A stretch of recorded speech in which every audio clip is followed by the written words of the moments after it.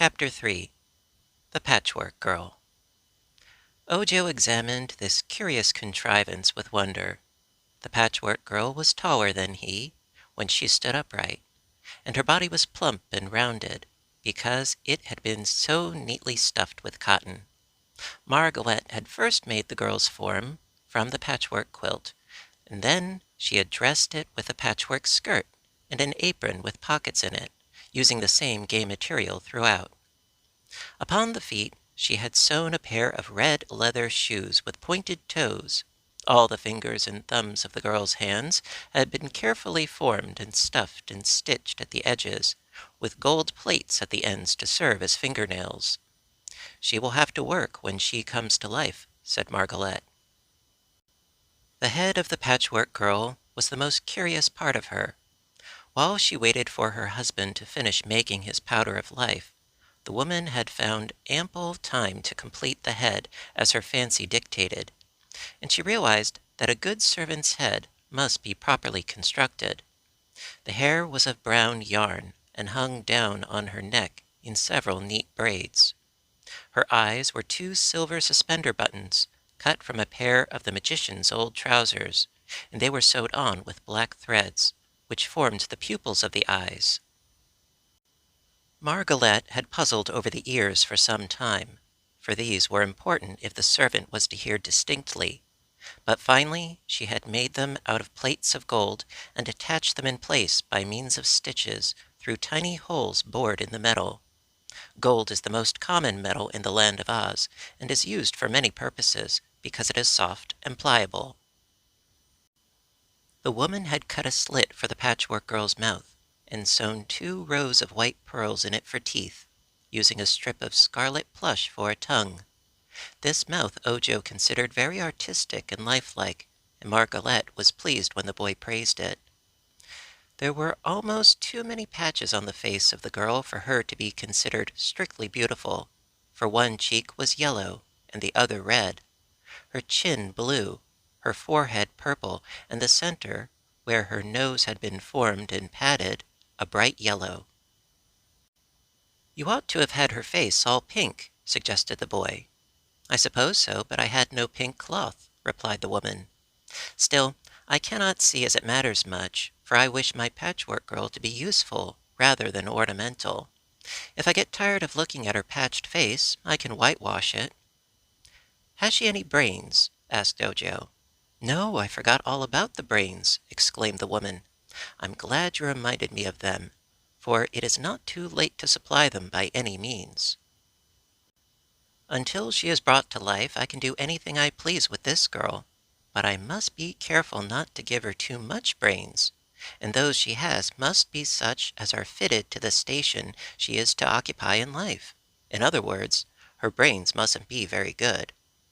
"Wrong," said Unc Nunkie. "No, I am sure I'm right about that," returned the woman.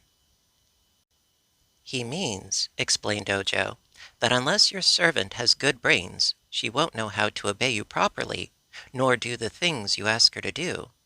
"Well, that may be true," agreed Margaret, "but on the contrary, a servant with too much brains is sure to become independent and high and mighty, and feel above her work. This is a very delicate task, as I said, and I must take care to give the girl just the right quantity of the right sort of brains. I want her to know just enough, but not too much." With this she went to another cupboard, which was filled with shelves. All the shelves were lined with blue glass bottles, neatly labeled by the magician to show what they contained. One whole shelf was marked "Brain Furniture," and the bottles on this shelf were labeled as follows: obedience, cleverness, judgment, courage, ingenuity, amiability, learning, truth, poesy, self-reliance. "Let me see," said Margaret. "Of these qualities she must have obedience first of all." And she took down the bottle bearing that label and poured from it upon the dish several grains of the contents. Amiability is also good, and truth. She poured into the dish a quantity from each of these bottles. "I think that will do," she continued, "for the other qualities are not needed in a servant, Unc Nunkie, who with Ojo stood beside her, touched the bottle marked cleverness. Little, said he. A little cleverness? Well, perhaps you are right, sir, said she, and was about to take down the bottle when the crooked magician suddenly called to her excitedly from the fireplace, "Quick, Margaret, come and help me!" She ran to her husband's side at once and helped him lift the 4 kettles from the fire. Their contents had all boiled away, leaving in the bottom of each kettle a few grains of fine white powder. Very carefully the magician removed this powder, placing it all together in a golden dish, where he mixed it with a golden spoon. When the mixture was complete, there was scarcely a handful, all told. "That," said Dr. Pipt, in a pleased and triumphant tone, "is the wonderful powder of life, which I alone in the world know how to make. It has taken me nearly 6 years to prepare these precious grains of dust, but the little heap on that dish is worth the price of a kingdom, and many a king would give all he has to possess it. When it has become cooled, I will place it in a small bottle, but meantime I must watch it carefully, lest a gust of wind blow it away or scatter it." Unc Nunkie, Margaret, and the magician all stood looking at the marvelous powder, but Ojo was more interested just then in the Patchwork Girl's brains, thinking it both unfair and unkind to deprive her of any good qualities that were handy. The boy took down every bottle on the shelf and poured some of the contents into Margaret's dish. No one saw him do this, for all were looking at the powder of life, but soon the woman remembered what she had been doing and came back to the cupboard. "Let's see," she remarked. "I was about to give my girl a little cleverness, which is the doctor's substitute for intelligence, a quality he has not yet learned how to manufacture."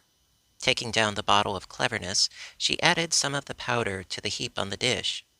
Ojo became a bit uneasy at this, for he had already put quite a lot of the cleverness powder in the dish, but he dared not interfere, and so he comforted himself with the thought that one cannot have too much cleverness.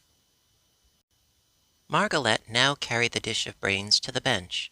Ripping the seam of the patch on the girl's forehead, she placed the powder within the head, and then sewed up the seam as neatly and securely as before. "My girl is all ready for your powder of life, my dear," she said to her husband. But the magician replied, "This powder must not be used before tomorrow morning, but I think it is now cool enough to be bottled." He selected a small gold bottle with a pepper box top, so that the powder might be sprinkled on any object through the small holes. Very carefully he placed the powder of life in the gold bottle, and then locked it up in a drawer of his cabinet. "At last," said he, rubbing his hands together gleefully, "I have ample leisure for a good talk with my old friend Unc Nunkie. So let us sit down cosily and enjoy ourselves. After stirring those 4 kettles for 6 years, I'm glad to have a little rest." "You will have to do most of the talking," said Ojo, "for Unc is called the Silent One, and uses few words." "I know, but that renders your uncle a most agreeable companion in gossip," declared Dr. Pipt. "Most people talk too much, so it is a relief to find one who talks too little." Ojo looked at the magician with much awe and curiosity. "Don't you find it very annoying to be so crooked?" he asked. "No, I'm quite proud of my person," was the reply. "I suppose I am the only crooked magician in all the world. Some others are accused of being crooked, but I am the only genuine." He really was very crooked, and Ojo wondered how he managed to do so many things with such a twisted body. When he sat down upon a crooked chair that had been made to fit him, one knee was under his chin, and the other near the small of his back. But he was a cheerful man, and his face bore a pleasant and agreeable expression.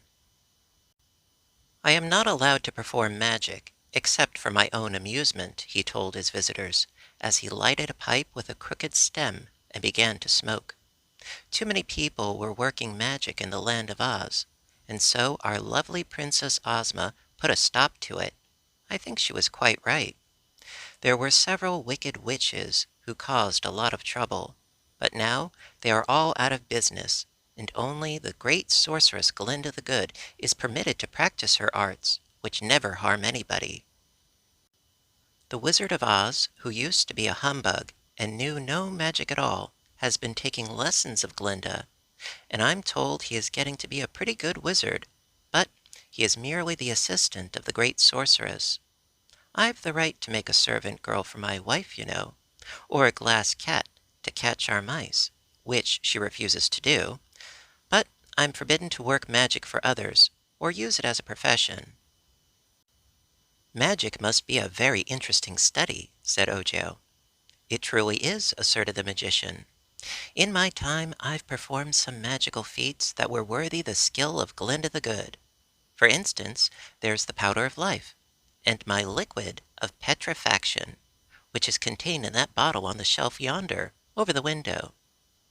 What does the liquid of petrifaction do? Inquired the boy.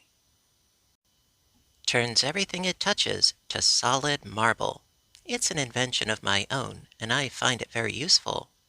Once, two of those dreadful Kallidas, with bodies like bears and heads like tigers, came here from the forest to attack us. But I sprinkled some of that liquid on them, and instantly they turned to marble. I now use them as ornamental statuary in my garden. This table looks to you like wood, and once it really was wood, but I sprinkled a few drops of the liquid of petrifaction on it, and now it is marble. It will never break nor wear out. Fine, said Unc Nunkie, wagging his head and stroking his long gray beard. Dear me, what a chatterbox you're getting to be, Unc, remarked the magician, who was pleased with the compliment. But just then there came a scratching at the back door, and a shrill voice cried, "Let me in! Hurry up, can't you? Let me in!" Margaret got up and went to the door. "Ask like a good cat, then," she said. "Meow. There, does that suit your Royal Highness?" asked the voice in a scornful accent. "Yes, that's proper cat talk," declared the woman, and opened the door. At once a cat entered, came to the center of the room, and stopped short at the sight of the strangers. Ojo and Unc Nunkie both stared at it with wide-open eyes, for surely no such curious creature had ever existed before, even in the land of Oz.